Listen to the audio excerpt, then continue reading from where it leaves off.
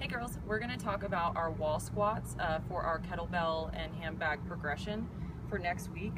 So we're starting off with our wall squat to really force them to lean back on their heels and push their hips back.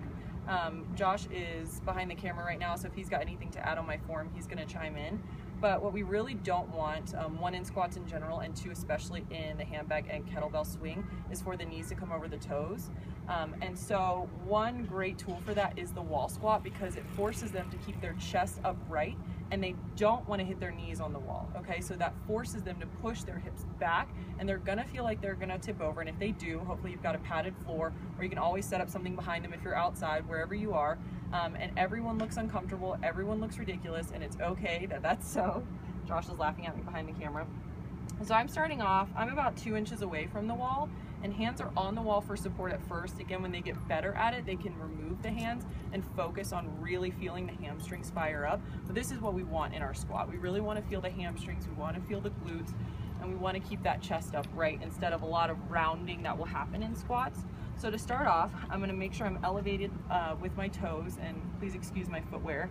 And so I'm going to make sure my toes are elevated, my hands are on the wall, and I'm going to begin by pushing my hips back. And I'm going to sink as low as I can, keeping my chest upright without my knees coming over my toes. So you can see that this would be a pretty difficult pose to hold, simply because I'm trying to prevent my chest from coming forward. So most women will probably have never been in this position before with their squats. So it's going to be pretty difficult. You can challenge them to bring their toes a little bit closer to the wall, and again, push the hips back.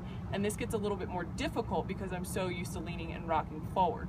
So you're going to do 15 of those 3 times through. So you're going to challenge them to do 15 as low as they can go.